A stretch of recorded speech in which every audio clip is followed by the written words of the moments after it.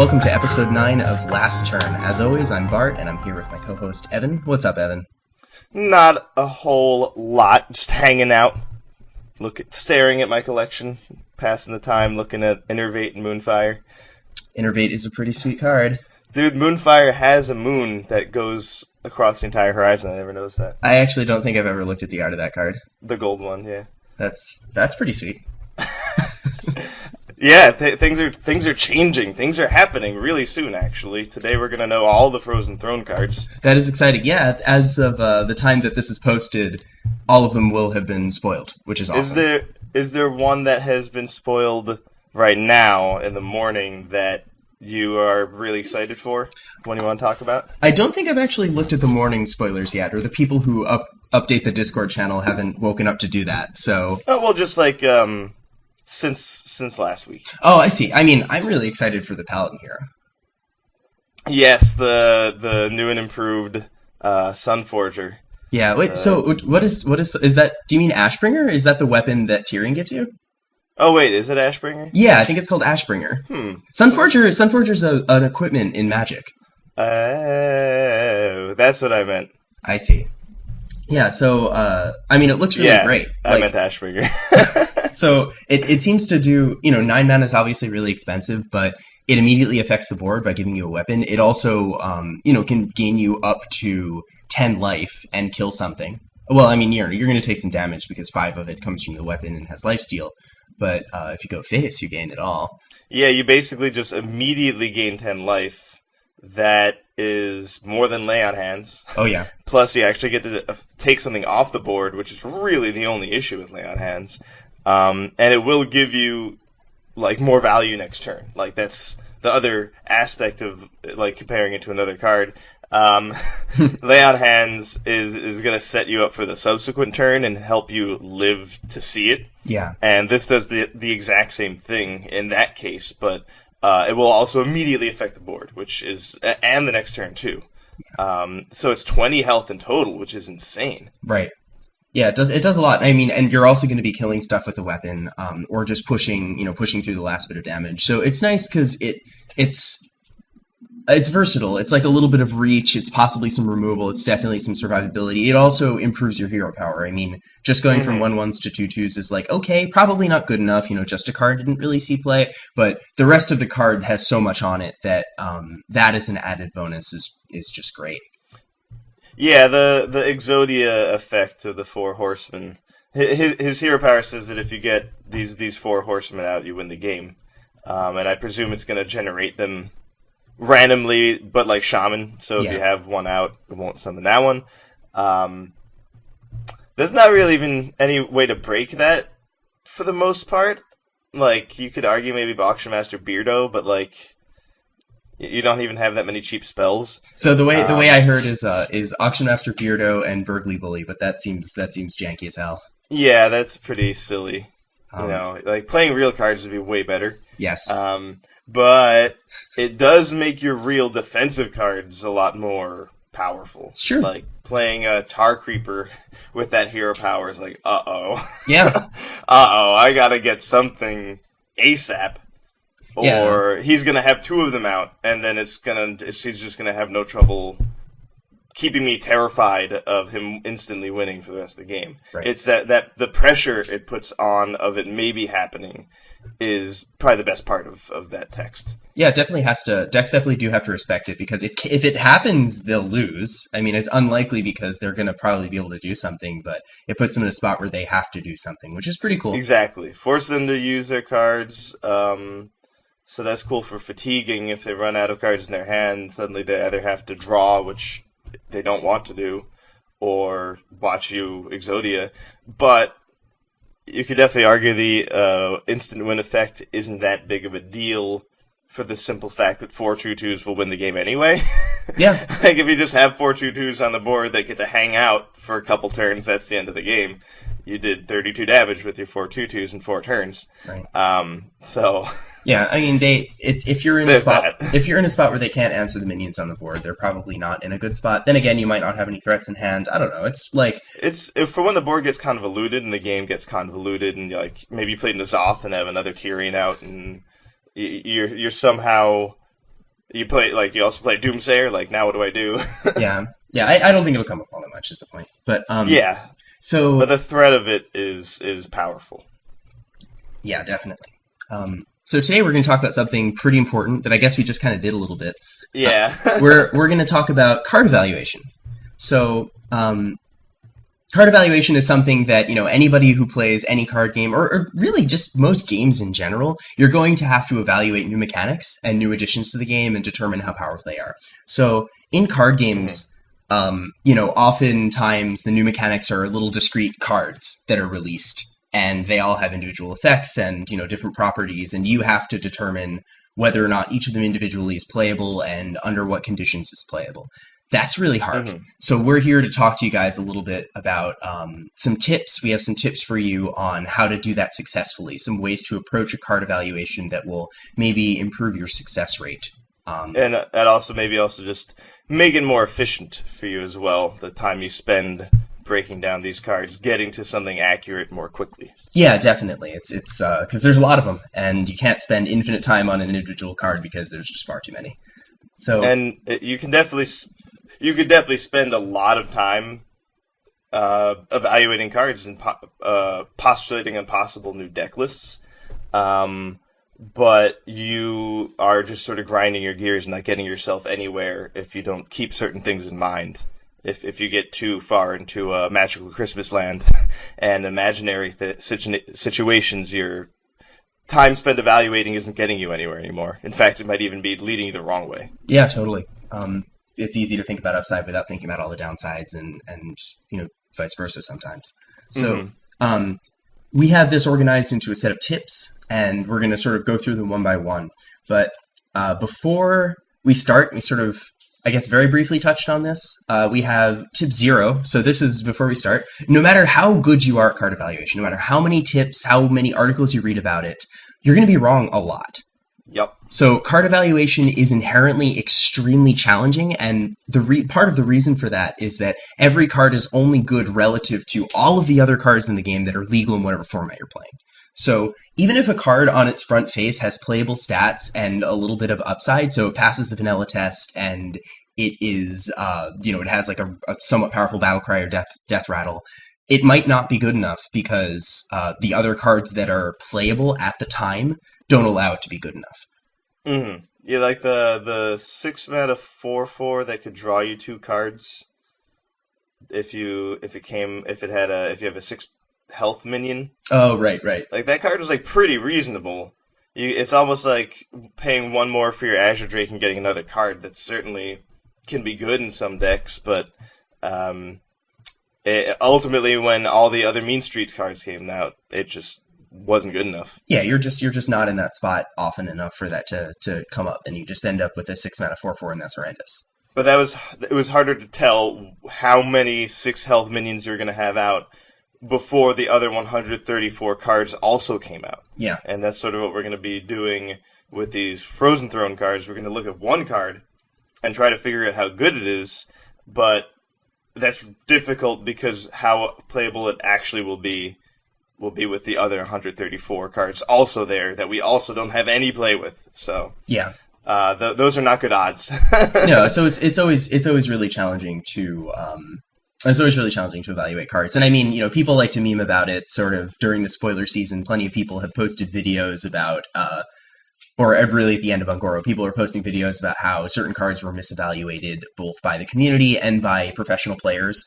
But that should tell you something. It doesn't mean that they should lose credibility and they were wrong and you should chastise them for it. It just means that what they were trying to do is really hard and they're going to be wrong. The probability that they're wrong at least once is near 1. It's almost essentially 100%. Yeah, they're going to be. I would take basically any bet with most odds in my favor that they would be wrong at least once. And also, it's very arbitrary and subjective, even to some extent. Is this card good or bad? Because it depends on the situation you're playing it in. We were talking about Innervate before. Amazing in your opening hand. Horrible when you're at 10 mana and you just top deck it and you have nothing else. Yep. So is Innervate good? Well, I mean, yeah, but that's because how often the one situation comes up.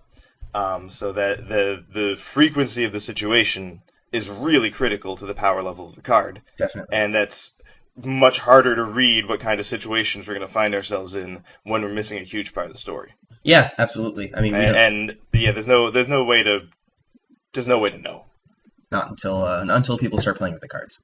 Exactly. So the first tip we have for you is it's tried and true. It's something that a lot of people just do automatically.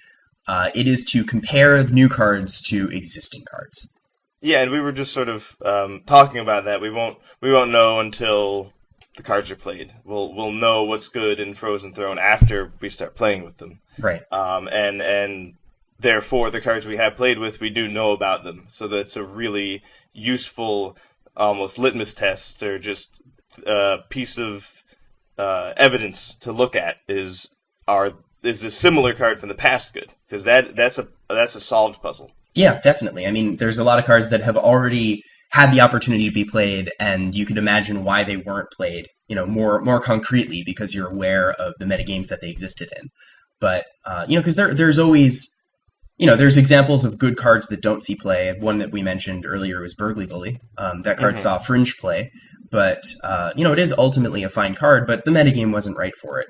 But there's also cards that maybe look like they could be useful, like Bomb Lobber, which is in the right deck, that's actually not a huge downside. It's just killing something and you take a little bit of damage. But that card just didn't really see any play for some number of reasons. Maybe because it wasn't that important for classes to have access to that kind of effect, so they didn't need to dip into a neutral card with that much downside to play it. And 5 damage, is not necessarily an ideal amount of damage to be doing. If it was being played around the times of Totem Golem, if it could have cost less and done 4 damage, it would have had a lot more probability of being good. Yeah, definitely. Because of the cards that were legal at the time and what was good at the time, paying more for that 1 damage is bad. But during the era of Emperor Thorsan and Sylvanas being more dominant and no Totem Golem, that would have been really good. Yeah, it would have been fine. Or at least it would have been a lot better. When people are playing... It's especially good against Sylvanas, that one card. Yeah, if people were playing Chillwind Yetis and stuff still, then maybe that card would see play, because it might destroy some of the best mid-game threats available. So that's one of the reasons why comparing the new cards to old cards wouldn't be perfect, because the environment changes also. Yeah, of course. But it's still... If a card like Innervate has been played in almost every Druid deck since the inception of Hearthstone, like, that's a lot of data. Yeah, totally. And, it's not like, if you think Innervate is good, it's not for no reason. That one's been figured out. Yeah. And not with, we didn't play, there weren't a couple of games played, and people are like, yeah, Innervate seems good, let's move on. Like, this has been played a gajillion times. Being very scientific right now. But that's a fact that you can take advantage of. These, especially the older cards, but any card that's been around, even in Angoro at this point, has been played so many times that a lot of it is really figured out already. And so you can use that card's placement in effectiveness to judge Knights of the Frozen Throne. If there's going to be, for example, some neutral 3-drop that's hard to kill, that is extrememely dangerous when it doesn't get killed, we have evidence to believe it could be really good. Yeah. Because we've seen this one be really good, Vicious Fledgling, and I don't think that was a card that was predicted particularly highly by anyone before Ungoro came out. No, I mean, when I saw that card, and even after Ungoro had come out and been out for a little bit, I just thought, like, okay, maybe an arena where you can get an attack with most of the minions you play, but in constructed, this setup cost is far too high. You want to adapt this thing like once or twice before it gets really insane. But it turns out that in the environment, because people weren't playing cards like Lightning Bolt all that commonly, spending 3 mana for a 3/3 that could just win the game on its own if it got one attack off turns out to be awesome. Turns out to be great. Yeah, there were a few things. One was lack of Lightning Bolt was really great for it. But also, and this is another reason why predicting the cards could be difficult, there are bound to be things that you don't realize before you actually play the card. And this is an example. It seemed like, oh, this is going to need to adapt a couple times before it's really good. Once you see adapt in action, you actually realize you really only need one. Yeah, because you have pretty good odds at getting Wind Fury, and I feel like the significance of getting Wind Fury, the first attack on this card, was overlooked because you weren't playing with it. Right. It was only when people were actually playing with the card they noticed, like, whoa, my lord, when I get Wind Fury, this is degenerate. Yeah. This is not even Hearthstone anymore. This is Yu-Gi-Oh! This is worth playing just for the games I get to do that. So that was like the significance of Wind Fury was overlooked, as well as how immortal it is going to be, because there's also stealth in there. Like stealth, untargetable, and 3 health are all options. And Divine Shield. And Divine Shield. Yeah, right, yeah. So the odds of you... That's 4 out of 10, and you have to pick 3 times. That's a really frequent situation where you're going to get one of those. Oh, yeah.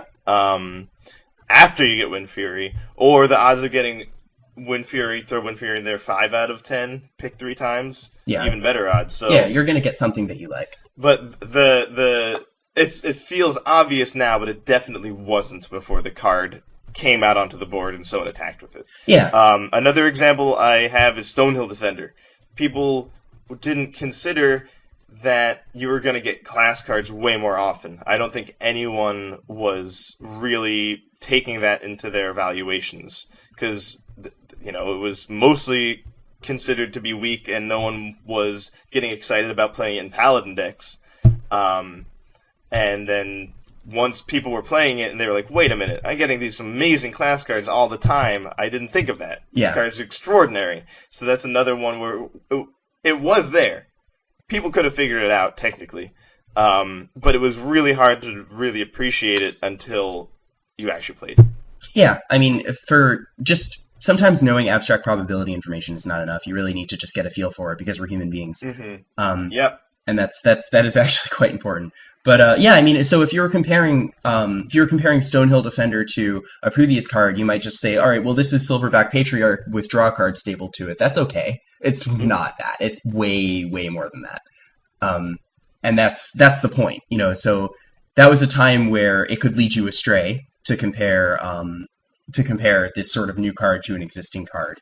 But there are times where it works really well, and I think that often that's going to be pretty often. That's a really good path to go down, because in a way you're sidestepping the difficult part, or you're at least trying to account for the difficult part of evaluating cards, which is that you have to compare them to all the other cards. So if you can simplify the problem a little bit, it helps. In the easiest case, the sort of first question you should ask yourself is this strictly better than something that exists already? That's sort of the ideal situation. Yeah, the ideal situation is that, let's say people are playing River Crocolisk, and then they release a 2-mana 3/3 in neutral. Like, okay, well, great, then this is probably going to see play, River Crocolisk. He's out of here. I'm going to Gemini Elves. Yeah, exactly. You're gonna just play whatever this new card is, because it's strictly better than something else that already existed. That doesn't happen that often. I think that actually happens like almost never in Hearthstone. Yeah, they've kept it pretty infrequent. Yeah. But I mean, Stonehill Defender and Silverback arguably is an example, though technically the Silverback Patriarch is a beast. That's true. So they can make that argument all day. Yeah, I mean, you're not getting a Stonehill off your Jeweled Macaw, so. It's true. Silverback Patriarch is better. right. Here we are. QED. Whatever you say, Ben. So, that's a nice question to ask, but it actually, you should still go further than that, even if it does obsolete an old card, or if it's like better in 90% of situations than an old card, like Stone Defender versus Patriarch, probably like 95% of situations. But even if it's better in most situations than an existing card, is that existing card playable? Is it nearly playable? If it's nearly playable but unplayable, this new card might see play. If it's unplayable and it's not particularly close, then this new card probably will not see play. Yeah, that's like the most accurate, in my experience, way of evaluating things. Yeah, is if you have the fortune that there's a card that's very similar.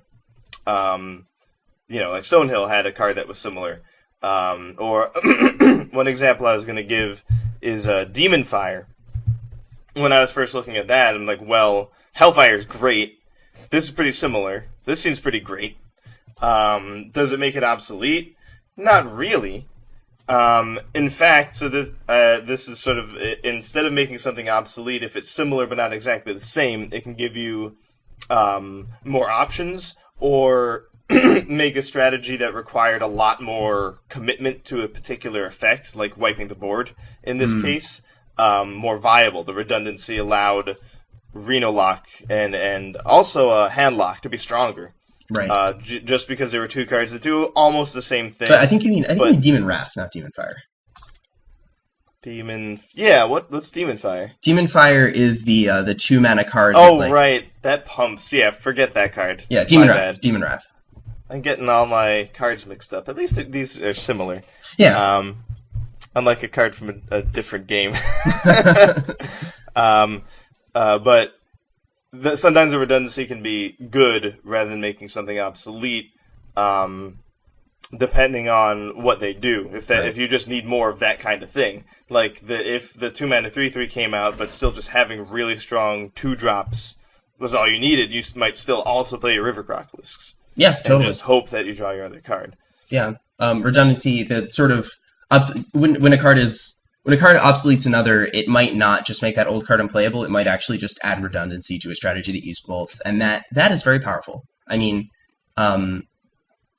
this isn't exactly a 1-to-1 comparison, but like Lost in the Jungle to Muster for Battle. I think Muster's a better card, but Lost in the Jungle is a playable card in its own right.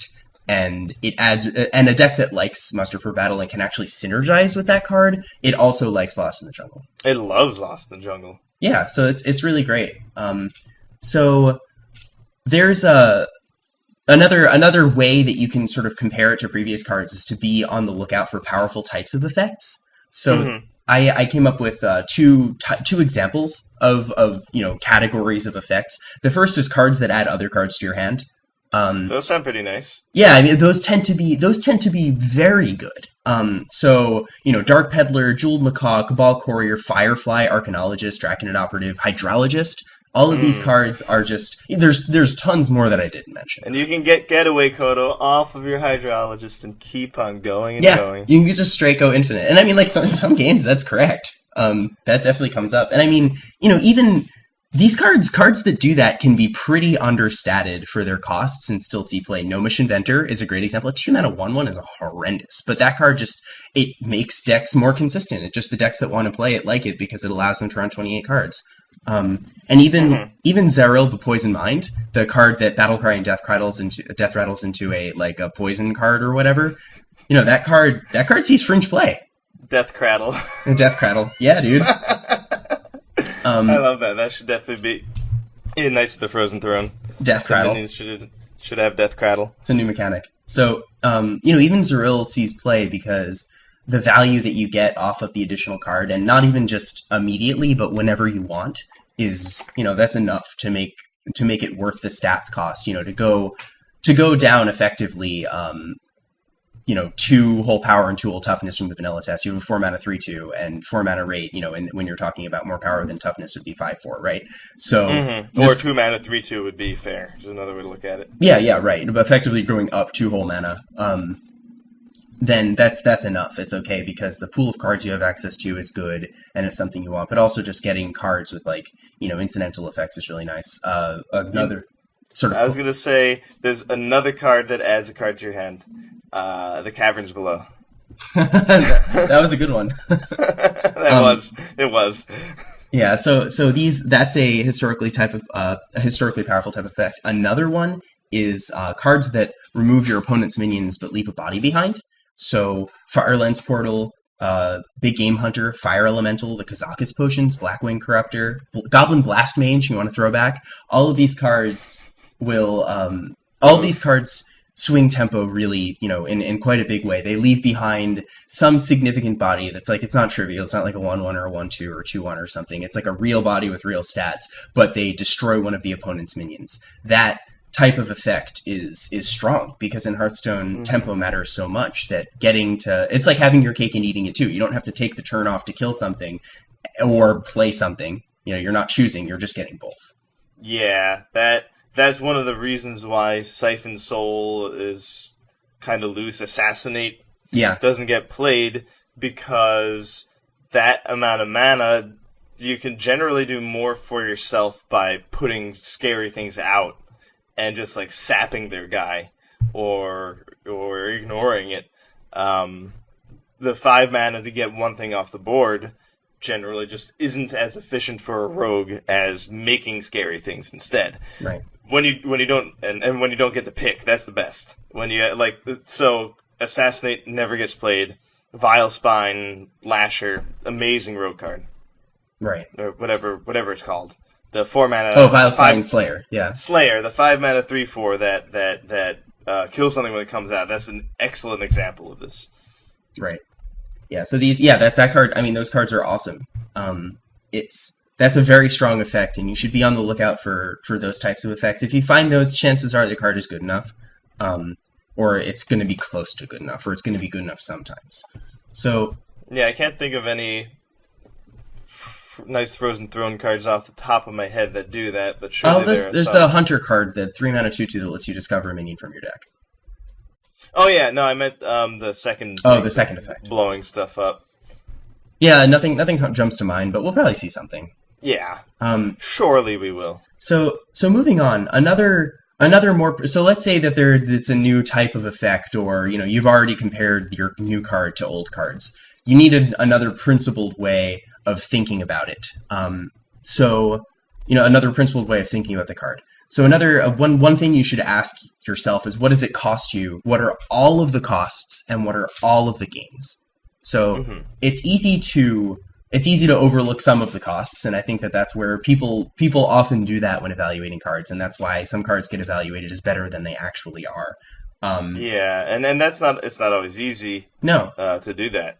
No, not at all. I mean, so sometimes the costs are totally non-obvious. So I think the least obvious costs are opportunity costs, actually. So it's because you're just not set up to think of, your brain just isn't set up to think of the costs like that. I mean, a great example is the quests. A lot of the quests were just evaluated so incorrectly because people didn't consider how much of a cost it is to have the quest in your opening hand instead of another card. Yeah, like the priest quest. Yeah, I feel like got completely misevaluated for not considering that cost properly, and also the limitation on your deck. It gives the opportunity cost of cards you could be playing that are better than you don't get to play because you need death rattles. Yeah, right. That's something we had discussed in a previous episode. The opportunity cost is both, on turn 1 in your hand, and it's in your deck. Instead of running cards that are really finely tuned for the metagame, you need to run cards that fuel your synergy. And that's true of pretty much any synergy-based card. It's going to take up slots in your deck, and those cards are just not going to be as good as other options, unless they are, but that's rare. So yeah, I guess an example of finding a way to make both of those points come together would be Quest Mage deck that's using Arcane Giant, because technically playing the quest makes the Arcane Giant cost less. So that's the only example where playing the quest actually helps you with your game plan. Like right. Playing a 1-mana spell that does nothing actually helps them a little bit. It's the only example I can think of, though. Yeah. It's otherwise a huge detriment. Yeah. And is one of the things that makes it hard to win with Taunt Warrior, for example, is you're just playing with one less card. Yeah. You're a control deck with fewer options, and that can be tough. And I mean, luckily taunt creatures tend to be generic options, especially in the metagame that we were in. There's metagames where Taunt Warrior probably would have been really terrible. But in the one, for example, if Jade Druid was just the most prevalent deck by a large margin, Taunt Warrior would probably just not be played.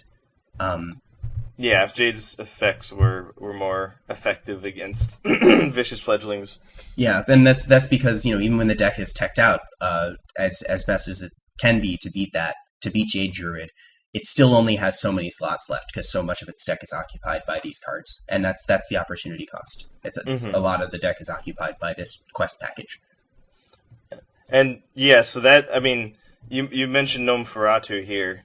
Yeah. That is a card that I feel like people misevaluate and don't consider the opportunity cost of it is the main reason why. I'll hear a lot about how good it is when the card hits a certain card. Oh my god. And my hands are just covering my face. And just like, when are they going to stop telling me about how good this card is when it happens to get this card or that card? Yeah. Like, granted that most of that argument is already defeated by how uncommon the situations are. Yeah. And otherwise you're getting River Crocolisk, which isn't a good card. No, it's not a playable card for sure. And River Crocolisk is a beast. So yeah, I mean, another edge that came up again. But another big problem with Gnomeferatu is if you're playing this 2/3 that doesn't do anything, you could have instead played a card that does something. Yeah. Yeah, right. And that's that's the opportunity cost that gets forgotten because of the splendor and glory of nailing their Kazakus or something like that. Just distracts the mind from, like, or I could have played like 2 Flame Imps instead and just be killing this guy.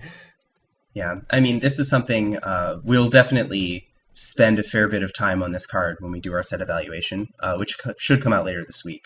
Hopefully before that's exciting. I'm very excited for that. Hopefully before before KFN packs are openable. But is that the 10th? It is the 10th, yeah, Thursday. So we're giving ourselves a tight timeline, but I think we can do it. So I'm confident. I mean, Gnomeferatu is a card we're going to discuss a lot because I think that this is a very easy card to misevaluate. But it's a tricky vampire. It's a tricky vampire for sure. But I do agree that the opportunity cost is quite large. Running a 2/3, a 2/3 is a playable line of stats, and there are some decks that get pretty close to wanting a vanilla 2/3. I think that there were builds of Zulok that ran Flame Juggler. And I mean, that's something that's totally worth admitting, but I bet they would have run something else that was, better in that slot. And also, Flame Juggler can occasionally just kill their 1-drop. Flame Juggler is so much better than Gnomeferatu. Like, that is a great, like Gnomeferatu can do nothing, and Flame Juggler can kill their 2/1. Like, I think doing something is just way better. Yeah. Like, way better. Yeah, I agree.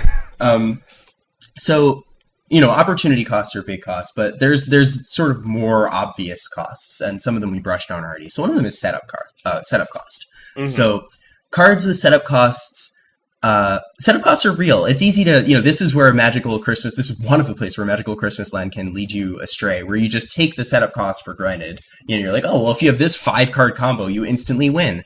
That's going to be great. Yeah, I mean, hey, we have an Exodia deck in Standard already, and it's not good enough. Sadly. I want it to be good enough. I love that deck. Yeah, it's fun to play at Rank Floors, but that's pretty much the only place it's fun to play. It's pretty much it. So the setup costs are real because it means that sometimes the card is going to be in your hand kind of dead.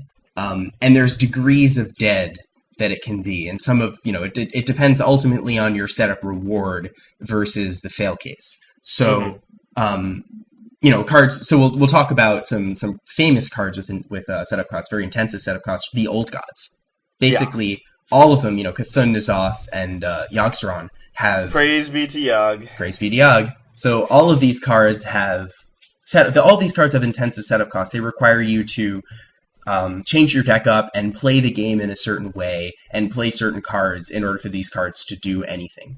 But once you have done that, the cards can often just be game-winning. Mm-hmm. So this is a case where, the setup costs it's your entire game. Your entire game is the setup. You're warping your strategy, your deck strategy, and the way you're playing the game to set these cards up. But once you cast them, their effect is just so massive that it can end a game on the spot. I mean, that's how a lot of control mirrors in Wild end. They end with a N'Zoth.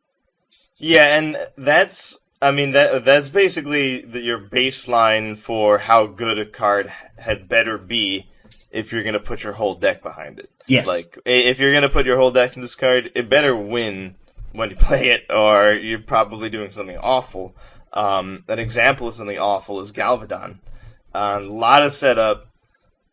It's a 5/5. It can definitely win. I've definitely played it and gotten Stealth and Wind Fury and just ace the opponent the next turn. But more often than not, they'd play a taunt minion, and I'd be like, wow. This card is bad. Yeah, and I mean, that's compounded by the fact that the cards you have to run to set it up are not good. No, they're even worse. Yeah, so it's not a good spot to be in. Yeah, say that, like, you kind of assume, oh, the quest is so tough, the payoff has got to be great. But if you have ever been alive or played World of Warcraft, mutually exclusive experiences, but you would actually learn the same lessons. Sometimes a quest is a lot more demanding than it makes any sense when you get the reward at the end. Oh, yeah. And Galvadon is an example.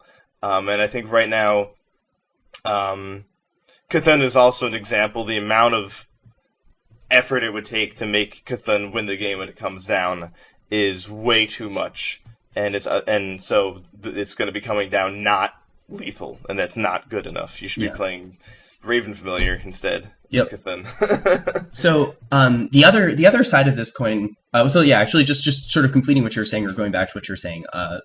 It's a big setup that doesn't win. That's a trap. You know. Yep. Cthulhu requires you to play all these really mediocre cards. And you have to play them again. It's like deck building constraints. It's opportunity costs. You have to cast this 3-mana 2/1 instead of playing a real card for 3 mana, or playing a 1-drop with the same stat line and a hero power.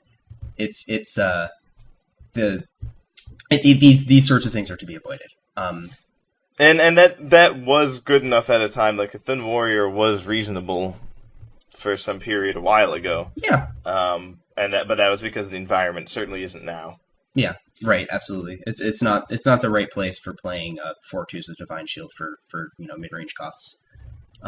So the other side of that coin is if you can't set this card up, is it okay? Is it dead? Does it do nothing, or is it going to be actively terrible for you if you play it, or is it going to just be an acceptable vanilla play? And I think most of the gods are just awful because it's usually that you don't have 10 mana, so they're just not doing anything. Right, or you have 10 mana, but then you get an incredibly understated minion. Yeah, or Yogg just polymorphs itself. Yeah, I guess that's getting an incredibly understated minion, 10 mana for a 1/1 beast. It's pretty bad. It's a beast, though. It is a beast. It is a beast. So, a good example of a card with a moderate setup cost, but like sort of an acceptable fail case is Medivh's Valet. So yes. In the matchups where you can't afford to wait till turn 5 or to turn 4 to play your Medivh's Valet, when you have a secret down, because those are usually the games where they are developing a ton of minions and trying to smash you before you get off the ground. But in those games, playing a 2-mana 2/3 like River Crocolisk is actually at its best. Mm-hmm. So yeah, his fail case is excellent.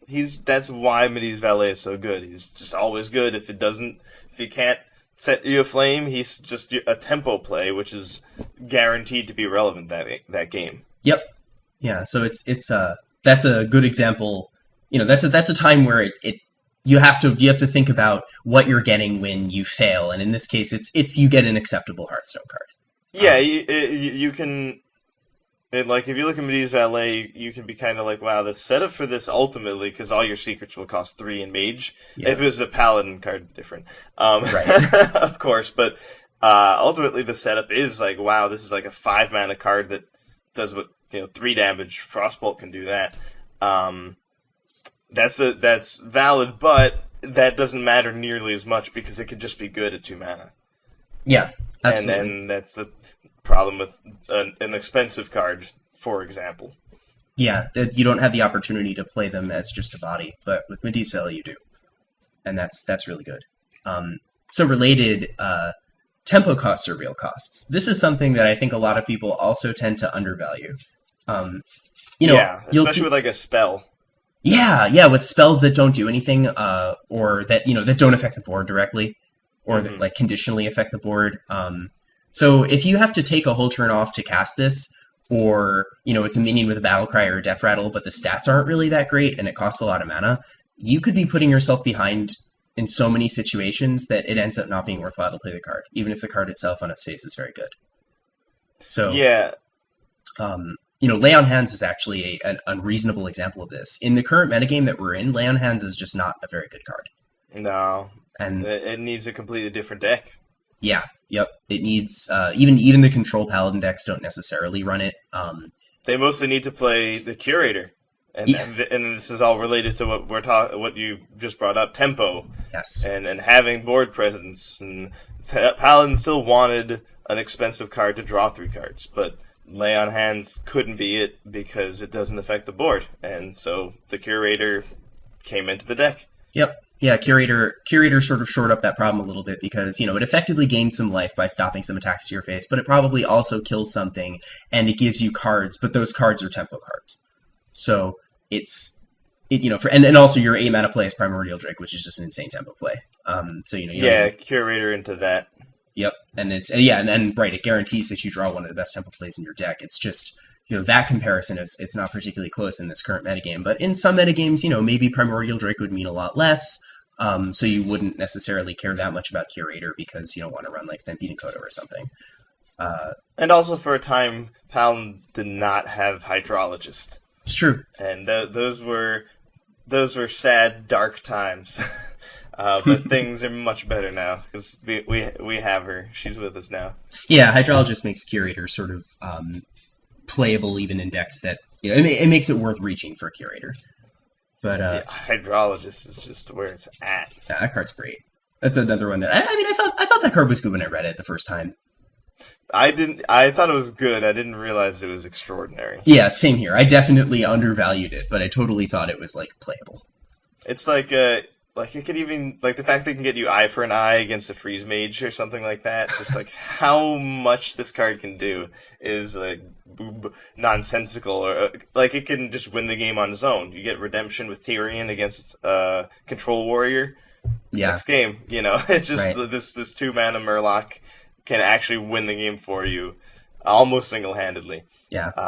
It's really in addition to being like the fail case when it doesn't do that, it's like Batiste Valet. It comes down and tangos, and it might even get you a 2/1 that jumps in the way of something, or it might come back to life. Yeah. It's it does a lot. It does a lot for what it does. It's got versatility, and that's another thing that was unappreciated about Discover. Cards like Stonehill. Stonehill's really good because of how versatile it is because of the Discover effect. Yeah. That's another way in which people didn't really appreciate it, but once you're playing, you experience sometimes you have 4 mana, sometimes you have 10 mana, and that this card can be good in both of those situations doesn't really get appreciated until you've played it in both those situations. Yeah, definitely. So versatility is another thing that is difficult to value, but is actually worth a whole lot. Yeah. And that's something I think we could probably go into that pretty in depth. I think there's a lot of examples of that in Magic that would be worthwhile to talk about, but I don't think we have time right now. So yeah, winter's coming. Winter's coming. We gotta get inside. Related, all of these points are going to be not totally orthogonal, not totally independent axes, but sort of related to what we've been talking about is another question you can ask yourself about the card that will help you think about it in principled ways. When is it good? And tip number 3. Tip number ask 3. Yourself, is this ever actually good? Ideally, in an actual deck. Yes. Yeah. When is this card good? Or you don't even need to get there yet. You don't even need to think about real decks when you're asking yourself this question. It helps. That's true. But you can ask yourself, when is this good and when is it bad? And if you're being truly honest with yourself, asking yourself when is this card bad and comparing how often those cases are to when it's good can just rule the card out. But sometimes if you need to be like, well, when you have these 3 cards with this card, you win the game. That's probably not good enough. Probably not. Sometimes it is, but that we've totally seen 3-card combos that can get close to OTKing your opponent and that being a playable strategy in the right deck. But it's uncommon. Yes. It's not nearly as common as playing minions and beating your opponent to death. Yeah. So I see that you wrote something here about the win more card. I think that's a really good example of cards you can identify with this line of reasoning. Why don't you talk to us about that? So a win more card is a card that is only good when you're already winning. It looks like it it's flashy and it's interesting and it has an impactful effect, but really that effect doesn't do you any good when you're behind or when you're losing. And that tends to be at least cut its strength in half, because about half the time you're not going to be ahead, although it depends on your deck. So an example would be Blessing of Kings.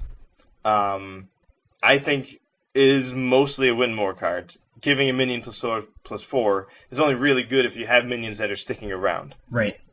Usually, if you have that, then playing a True Silver Champion or another minion would be just as good. Yes. There's plenty of minions that would be just as good as playing a Blessing of Kings. Most of the time. Not all the time. But if you're behind on the board, and your opponent's beating you down and not leaving you with any minions, or you have to make a Silver Hand Recruit and pump it, it's not really doing anything. You just paid 6 for a vanilla 5/5. Like, that's not a good card. Yeah. But Blessing of Kings sees a little play. In mid-range Paladin. And that's because that type of deck actually is extremely good at having the board on turn 4. Yes. That's a really specific situation, but that deck is particularly good at having board presence and minions it wants to attack with on the 4th turn, and that's the game plan with that deck. But most Paladin decks, or at least a lot of Paladin decks that are control-oriented, and you're going to be playing Consecration, you're probably not going to play Blessing of Kings. Those cards are almost mutually exclusive, and one gets way more play than the other because it's good when you're ahead, but it's insane when you're behind. Consecration, that's huge. And so that's one card to compare Blessing of Kings to, but the other one I have is Spikeridge Steed. So that card is extremely good, and from the moment it came out, it started getting a lot of play. It's much younger than Blessing of Kings, but is getting a lot more attention. Blessing of Kings is a little jealous. But that's because in Steed, when you're winning, it's great. You get to hit for 2 more damage, and your board is more impervious. If they have a board wipe, it doesn't mean as much because they get a minion. But it's unreal if you're trying to defend yourself. Oh yeah. If your opponent's game plan is I'm going to beat this guy down with my minions, and you play a Spikeridge Steed, their face just sinks and their heart just breaks because they know how much trouble they're going to have. And Blessing of Kings is nothing like that. It's really only good when you're ahead, and that makes it a considerably worse card than Spikeridge Steed. Yeah. So I agree with that. I think you touched on this implicitly in your discussion comparing Blessing of Kings to Spikeridge Steed. You know, that there's this idea of these circumstances, these broad circumstances you can consider the game state in and ask yourself, you know, is this card good in this circumstance, in this circumstance? So there's the way that the guys in Limited Resources talk about this is they call it quadrant theory. So there are 4 states the game can be in. You can be ahead, you know, you're winning. You can be behind, you're losing for one reason or another. You're at parity, you guys both have you're equally developing, trading blows, you know, going back and forth. Or you can just be developing. So I think in Hearthstone, parity and developing are pretty similar to each other, but because of how attacks work and how blocking just isn't something that, you know, that the opponent makes a decision about in Hearthstone. But it's good to think about how good the card is in each of those situations. And if it's at its best when you're ahead, you don't need that card. Just play a card that's not that good. If the card is at its best when you're behind, that's a great card. So if you're ahead and you have a dead card in your hand, you don't care because you're ahead. That card is just insurance. That card is an insurance probably just need the hero power. Yeah. Yeah, exactly. You're fine. Let the opponent deal with it. If they manage to deal with it, you have this thing that'll just pull the game back in your favor. That is an awesome card to run in your deck. Spikeridge Steed is exactly that. So this is a card that is actually great when you're ahead. If you're ahead or at parity. So if you're ahead and you play Spikeridge Steed, you just get more stats and your opponent just like dies even more. That's fine. If you are at parity, this card will probably make you ahead. If you're just developing the board and trading blows and you guys each have like 1 or 2 minions out, and you're maybe attacking it past each other, or, you know, taking value traits, playing Spikeridge Steed will just make your opponent's life a nightmare. Yeah. If you're behind and you have 8 mana, you just got like the world's biggest sludge belcher. And that's that thing is ready for battle. Yeah, it's awesome. And I mean but that's what makes this card so good. It's not really that it's good when you're ahead. It's actually like the least good when you're ahead compared to when you're at parity or behind. But that's what makes it such a good card. I would actually say that it's actually also amazing when you're ahead because it puts you out of range of board wipes. Yeah, I mean, Like for the most part, if you're ahead, what kind of card do you want? You don't really want Blessing of Kings, because that's just a win more card. You would want Soul of the Forest, right. and make it such that if your opponent can, like insurance, like if they do somehow wipe what you have, you still get something out of it. Yeah. Or just make it harder to kill your guys. Like, oh, I'm playing against Warlock. They have Hellfires. I can make some of my guys have 4 health with this card.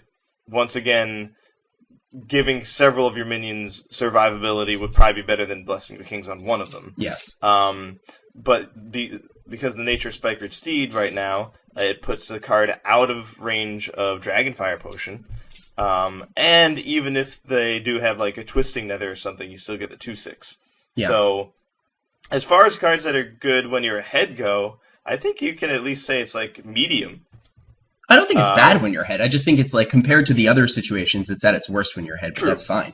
No, that I guess relative to its own other effects, but Yeah. It's also pretty remarkable how strong it is as a card that you play when you're winning. Yeah, totally. For that reason. But if it was only good when you're winning, like Blessing of Kings or like Blessing of Wisdom or something, then it would just forget it. Don't play it. Yeah, it would be like if it didn't give taunt, then it would just be a really bad card. Yeah. But so this might not be obvious. We're talking about the quadrants and the cards. How could a card be good when you're losing, but bad when you're ahead? That might not be obvious. An example would be Twisting Nether. Yep. That card is not always good. And cards like that are situationally bad. You don't want to play Hellfire when you have a bunch of 3/3s and they don't have anything. But switch that around. Hellfire's where it's at. Yeah. So those are the kinds of cards that are sort of like the opposite of Blessing of Kings. Bad when you're ahead, good when you're behind. But those, like you've been saying, tend to just be actually very good. Yeah, those are great because the times where you need your cards to do the most are when you're losing. If you were just like winning all the time, you don't need cards anymore. You're just like you're winning, right? So, Hero power go. Yeah, you're not. Yeah, we're playing Control Warrior.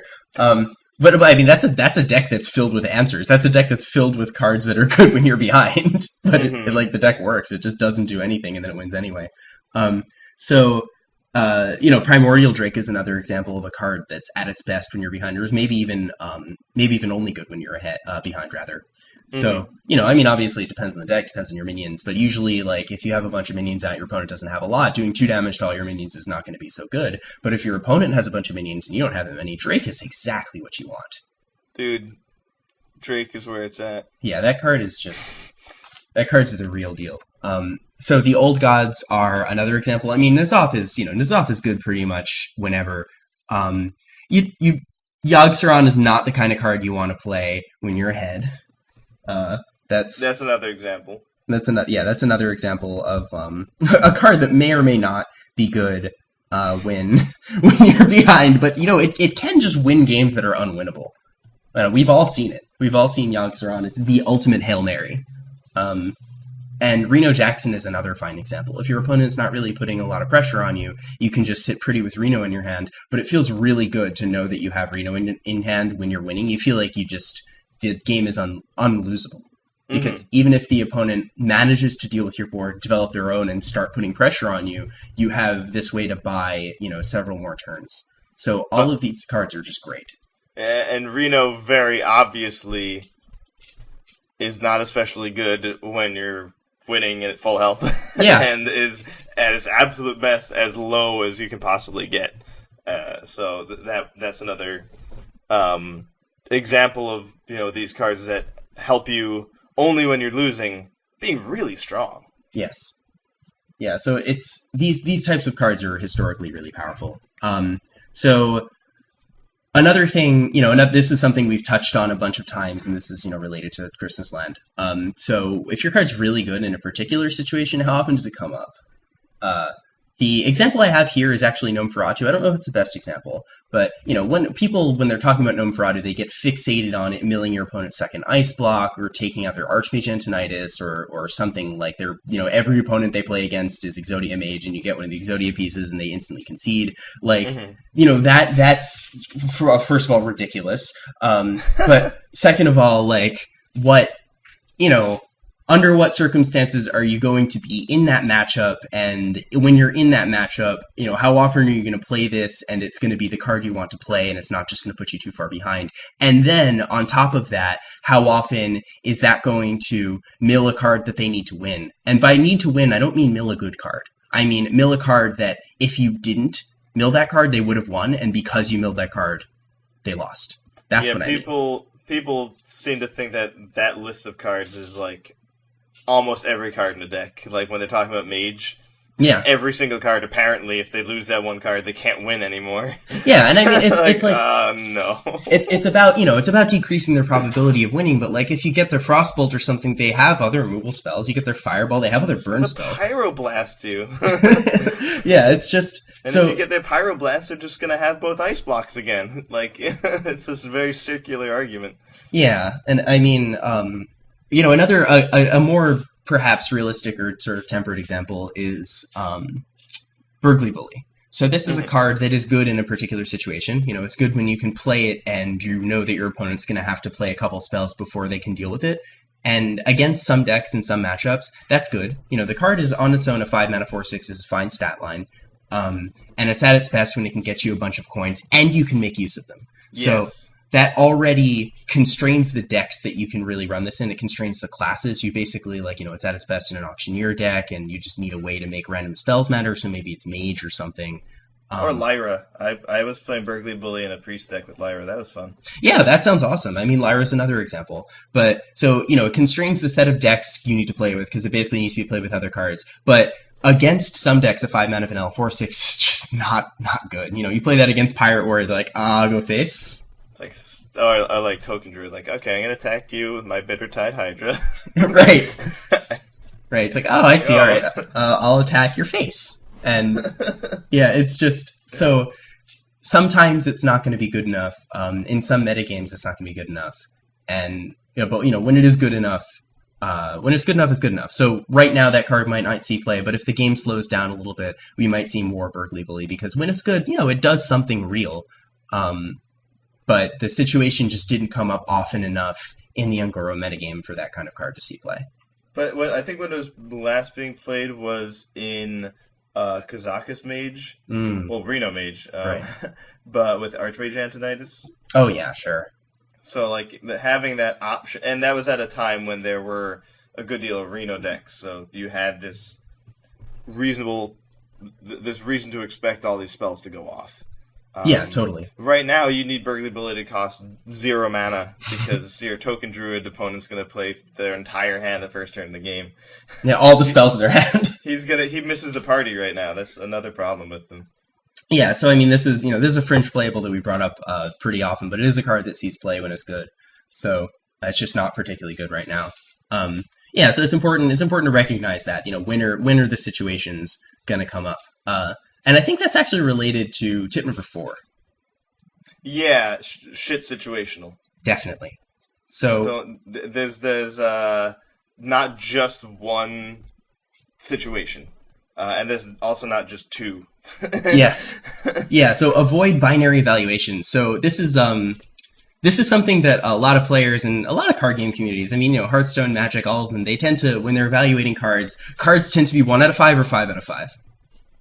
When you're looking at these evaluations, that's not how you should think about it. So, cards aren't judged on extremes. Cards are good sometimes, and you need to know, how often is it good? How often does that sometimes come up? When is the card good? What is that sometimes? What do I get when it's good? What do I get when it's bad? These are the sort of things you should be asking yourself, not just like, wow, this card is like Windmill Slam, easy 2-of in every deck. No card is really like that. Yeah. Or very few cards. Like they don't make Azure Drake anymore, Yeah. And even that wasn't in literally every deck. No, it wasn't in literally every deck. It was just in a bunch of them. But it's something that doesn't come up. But also, like, there are definitely cards that are just unplayable. That's for sure. But a card that is fringe playable is not, like, unplayable. Like, even, for how much trash talking we've done of Gnomeferatu, I would still give that thing, like, a 2 out of 5. I wouldn't give it a 1 out of 5. Yeah, no, me neither, because it could be good. Like, let's just slow the situation down. Right now, let's say games are winning average of turn 5 right now. Yeah. I don't know if that's true, but let's just say it is. If it were instead, like, 50, then Gnomeferatu would be a lot better. For, like, 15, Gnomeferatu would mean a lot more. Yeah, so it's just... And that could happen. Yeah, totally. I mean, it's just... You have like other options for 2 mana 2/3s right now that are probably a little bit better, and like they don't see play. I mean, like, the Tauren. Don't forget to tip your Tauren. What is it called? The Friendly Bartender. Yes. Yeah, I mean, like that. You're not even close to playing that card. No. But yeah, anyway. A little. so don't so more and more shitting on Gnomeferatu tangents. Don't do that. Don't judge things on extremes. It's believe it or not, the goal of card evaluation is actually not to determine if a card is good or bad. You want to know when it's good and when it's bad. Yeah, like that's my main problem with giving numerical ratings, is because that's what it sounds like you're saying. Right. But we began this with, like, Innervate can be a 1 out of 5 or a 5 out of 5 in the same game. Yes. You could have your one Innervate in your opening hand, and that's a 5 out of 5, and then you draw one on turn 20, and that's a 1 out of 5, and it's the same card. Yeah, totally. Exactly. So, having rated it a 3 out of 5 wouldn't tell you anything useful. There's nothing useful about that. It's what you said. You need to know when it's good. Yeah. And also when it's bad. And then compare how often and what are those situations like. And how often are they going to happen? Yeah. So it's that can be really, I mean, I think that warrants its own sort of tip, because that can be something that's so hard, because it's just the tendency of I think, humans in general is to just be really categorical about judging things, and that's something that you should probably shed in all aspects of your life. But in certainly, we're not here to talk about that. We're here to talk about Hearthstone. So something important, something way more important than the rest of your life. So if you're doing card evaluation, you definitely shouldn't be doing binary evaluation. It's something that can really lead you astray.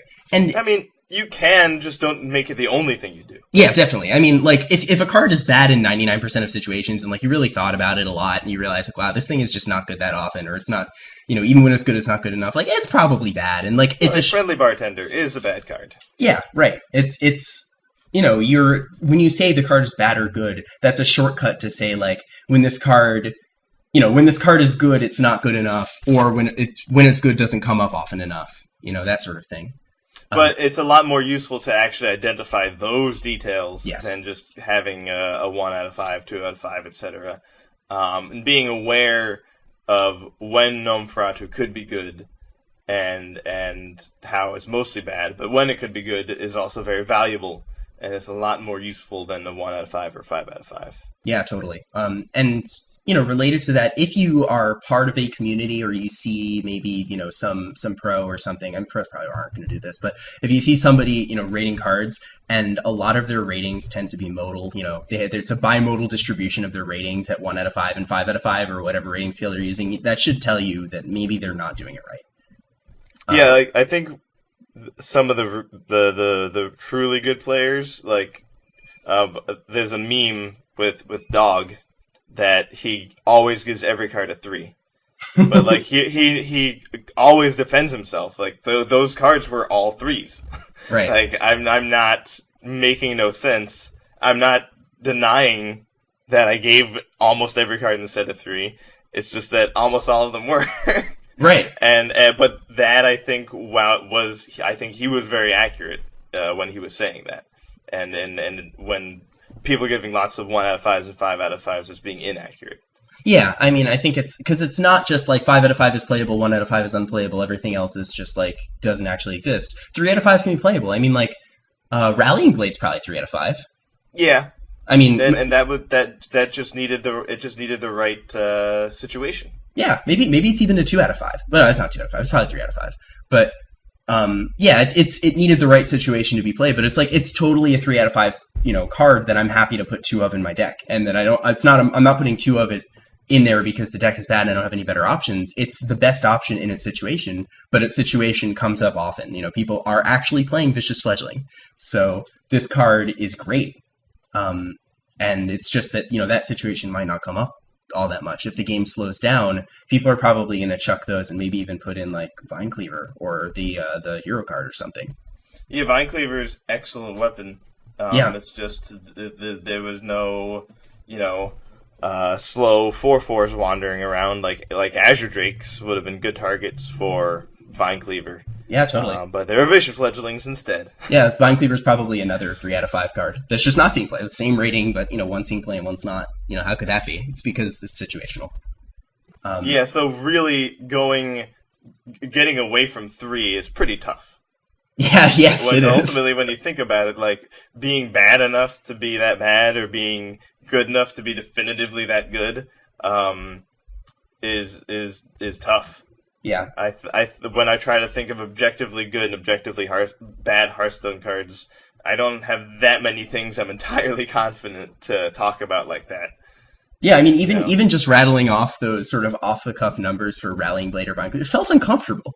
Yeah. It's hard to make those judgments, especially because you're not even doing them prospectively; they're sort of partially retrospectively.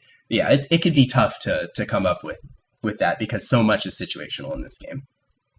But so that's tip number 5 is sort of related to the real situation. So this is a suggestion that you should evaluate the card in whatever way you're interested, and then comparing it to other cards, looking at its stats, seeing if its effect is going to be especially powerful with another card that's coming out or another card that's already out. But I think it's also really good to think about, is this card going to go in an actual deck? Like, Yep. Does any real deck actually exist for this card? And does that deck actually have room for it? I feel like for just talking about Gnomeferatu again, if there were a zoo deck, it probably wouldn't be good enough. Right. And if there is going to be a zoo deck that comes out of Knights of the Frozen Throne, it probably doesn't contribute enough. And if there were this real deck. But if we look at there's like a new Druid 2-drop that can be either a 1/2 poison or 1/5 taunt. Is that going to be played in Token Druid? Probably not. No, probably not. The deck's winning and crushing people because it's really good. Yeah. And the cards in it are already really good. Just changing something doesn't improve anything necessarily, and it can easily make it worse. So that's a good way to look at a card also is this actually going to improve a deck? Is there a real deck that this actually will make better, rather than just finding a way to use it? You're not trying to just find it's not like homework. You actually want it to be effective. And 1/5 is not the kind of minion you need when you're playing an aggressive Token Druid deck. Yeah, so that's definitely a really good point. Thinking about a given card in an existing archetype, with a deck that already has a list of 30, asking if there's a card you'd replace with it, and if it's an easy choice, then like the card's probably good. But sometimes sometimes cards can be good because they spur new archetypes, and that's where it becomes really hard to evaluate cards. Like, maybe that 2-mana 1/5 is, I think it's not good enough for tokens. I mean, it depends ultimately on the metagame, but that's kind of a metagame deck. If there's enough aggro, then it would probably be good. If there was enough non-Murloc and non-Pirate aggro, then it could replace Tar Creeper, for example. But maybe you don't play it in that deck. Maybe you play it in a Soul of the Forest type Token Druid deck. More like the Eggs build that you see in Wild. That's one that sort of thrives on having a really sticky board, and having a 2-mana 1/5 taunt's a really sticky minion. So so that's another really good way to think about or I think a more creative way to Yeah. think about what deck does this card go into. Start thinking about decks of history or decks of current wild Yeah. that aren't in standard. There's clearly some pieces, like there's going to be some cards in that wild deck that are in standard, but it's also missing something. Could this be that something? Yeah, that's a really good way to think about it. That's a really concrete question you can ask. And it does seem like this kind of card, and other cards that are coming out, would be good in that egg-style druid deck. Right. Sadly, we're missing some of the key eggs, but this is supposed to be Naxxramas 2.0.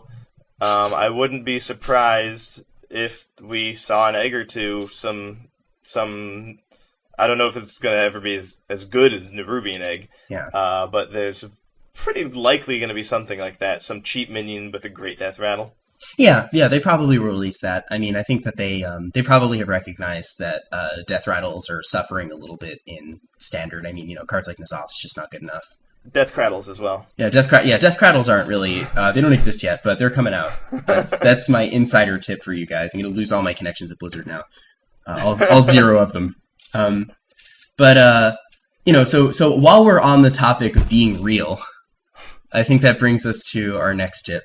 Yeah, so we were just talking about specific decks that are already established. The sixth tip, possibly our final tip, unless we find more. You can postulate and wonder about creating this new magical deck that does this extremely complicated, spectacular thing to win. And it's not Token Druid, it's not Quest Mage, it's nothing that exists right now. It's only lives in the future. It doesn't live in the present. That's really fun. And you can find really cool interactions and effective combos by doing that. But you have to be aware of that that's what you're doing. You have to be conscious of the fact that when you're exploring a Weasel Tunneler deck that uses N'Zoth and fills your opponent's deck, and you use Duplicate, and you fill your opponent's deck with Weasel Tunnelers, that it's probably not going to work. It's probably bad, and it's a stretch. But as long as you know that it's a stretch, then you can start working on it. Then you can actually be like, well, if this is really going to be a deck, and I'm really going to beat pirates, maybe I need to take out some fluff for some Galactic Crawlers. Right. Like that's when the road to Magical Christmas Land can possibly be forged. I think an example of a success of that is the Leroy Jenkins Power Overwhelming Faceless Manipulator combo. Oh yeah. It just like sounds too stupid to ever happen. But partly because those cards are all just fine on their own. And it costs 11 mana. In the right situations, yeah. That also, when they nerfed Leroy, they made it cost too much mana. But then they made Emperor Thaurissan. So now it's this 4-card combo. Yeah. But it worked. There was a way to get to Magical Christmas Land in that scenario, and it wasn't easy, but you had to be basically playing a deck that could draw a lot. Warlock was doing it. Yep. And have a lot of other cards that can solve a lot of other problems, like Hellfire and Twisting Nether and all these other problem solvers. So it's okay that you're sitting on these things that aren't doing anything yet. And so that one came to fruition. But I feel like that's really not the norm.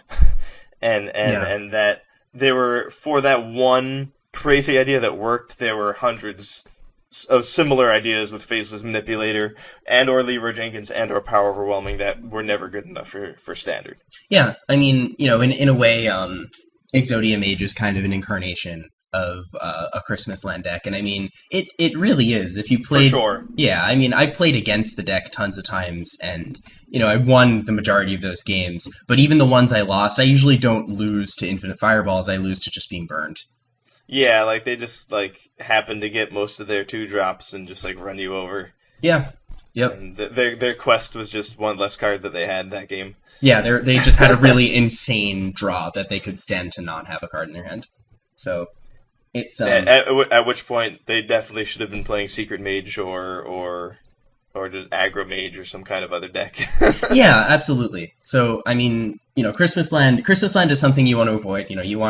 That's why it's a big theme throughout all the tips that we gave you is to really carefully consider the frequency that these situations are coming up on. I mean, that's like, that will help you avoid Magical Christmas Land, because that's just a trap. It's so easy to get there. That is like, it's a very easy mistake.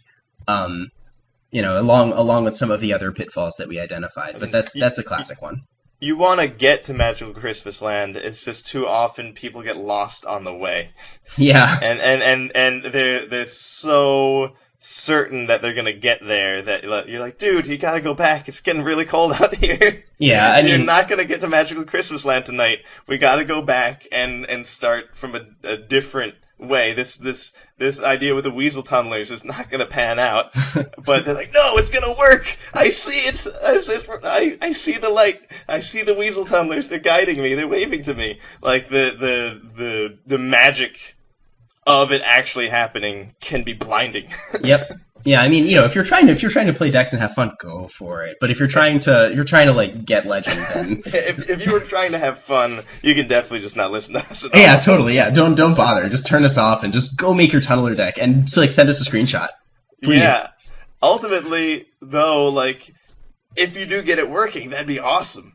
Yeah. And there is some value in looking down those paths, seeing if there's a way to Magical Christmas Land, because if you can get there, it is pretty cool. And more often than not, it's really a compromise. Yeah. Which is not what people want. That's much less exciting than the full-on, 4-part harmony musical that's going on in Magical Christmas Land. But that was Reno Lock. It had this grindy strategy with a bunch of other good cards that it could win with, like Jiraxis. But it also, and it could use Leroy Jenkins and Shadow Flame to wipe your opponent's board. So it wasn't like fully committed to the combo, but it was in there. Yes. And that it's sort of like a compromise. Like I will play the cards for the combo, and if I can, my opponent's slow enough, I will use them like that. But I'm also going to use them a bunch of different other ways, and that's the compromise. Yeah. And that's all. And so, but that was figured out. The finding the way to make it actually work was a result of it first considering the ways it didn't. And definitely. Finding the 1,000 ways to not make a light bulb. That finding the one way to make the light bulb made it worth it. It's just you got to know that what you're doing is maybe only 1 in 1,000 chance of succeeding. Yeah, and I mean, if you can increase that, if you can make that come together more often than that, it's fine. And then, maybe your Christmas Land miracle really is a miracle. But, a lot of the time it's not going to be, and it's important to recognize that. The Beardo, Burgly Bully, Horseman combo is probably not where it's at. But if for some reason playing a 3-4 for 3 and a 4-6 for 5 was good enough in this meta, then that actually could have been a legitimate thing. But it still would have basically been a compromise, just like with Faceless Manipulator. Yeah. It's just like, we're going to have this Magical Christmas Land combo in our deck, but not because this is a Magical Christmas Land deck, and not because we're going to do this every game, because those are not realistic things. No, you're not gonna draw a bunch of the cards every game, so it's just not probable. But they can beat your opponent to death, and that's good enough right now. Yeah. So that might be the way that Auction Master Beardo and Burgly Bully could find their way into the deck, is only if they played other roles too. Yeah. You couldn't make a deck dedicated to that. That would be just awful. Yeah, it wouldn't be good. And we shit on the quests a lot, but that is one good design about it, is that it's always in your hand, in your opening hand. Because if you didn't always have the quests, they would definitely be completely useless. Yeah, you're gonna commit your deck to pulling off those quests, and then you just have to draw the quest like a random card. That would have been just complete whiff. Yeah, Oh yeah, that'd be. I mean, I'm sure they realized that during testing because But it's just so obvious. But yeah, but the only cards that are like that are quests. So if you're it's true. thinking about trying to build a deck around one card, it's probably not going to work because there's only 9 cards that could possibly really work with, Yep. and a lot of them aren't even that good. Yep. But So if you're not working with a quest, you can't act like you're going to have it in your hand every game. yeah, because you're just totally not. Some games you're gonna lose before you get the mana, or you're gonna lose before it hits your hand. There's all kinds of situations. Or they Also, could like Medivh's Valet, like some games I won't have the secret out, but it'll still be good, and that's why that card's good. yeah, yeah, right. So if Burgly Bully or Beardo end up being fine plays in the meta, then yeah, maybe, but probably not. Probably not. So I think we're good to wrap up on that note. Is that your evaluation of That the podcast? That's my 3 out of 5. No, we're 5 out of 5 every time. Easy, 5 out of 5, easy. Easy, best podcast NA. Of all of them, so not just Yeah, not just gaming podcasts, but like podcast. Period. Period. I don't who Ted. Screw Ted. What does he know? So I bet he plays Warlock. he probably does. So you can find the best podcast on Twitter at twitter.com/lastturnhs. You can also find us on Facebook at facebook.com/lastturnhs. You can find us on iTunes, and to get there you can go to lastturnhs.com. You can also just search Last Turn on iTunes and get there. We have a YouTube channel now as well, so you can check out Last Turn HS on YouTube. Oh yeah. We have, you can find us on a number of other platforms like Stitcher, and as always, you can find us on SoundCloud. That's soundcloud.com/lastturn. Please, get in touch with us if you make the Tunneler deck. Just please tweet us a picture. Yeah, I would love to see that. Yeah, we will retweet it. I really want to see that also. That sounds awesome. I have the list in my head, but only the 2 tunnelers and the N'Zoth. The rest is just empty. Well, you need. I'd love to see the rest. You need Duplicate and Molten Reflection. Yeah. Well, is this gonna be standard or wild? I mean, at that point, it's wild, right? It'd be cooler to do it in standard though, with like Manic Soulcaster. Put more copies of the Weasel into your own deck, then get them into your opponent's deck. They would never see it coming. So what you really need is that new Priest Legend that puts a copy of your opponent's deck into your deck. So you put a bunch of Tunnelers in their deck, put a bunch in yours, then put more Tunnelers in their deck. You broke it. I did. You figured it out. You found the way to magical Weasel Land. I'm going to Worlds. I'm going to the championship. Here I come. I'm so excited for you. Congratulations, man. So while we're working out this sick Weasel deck, you guys can catch us next turn.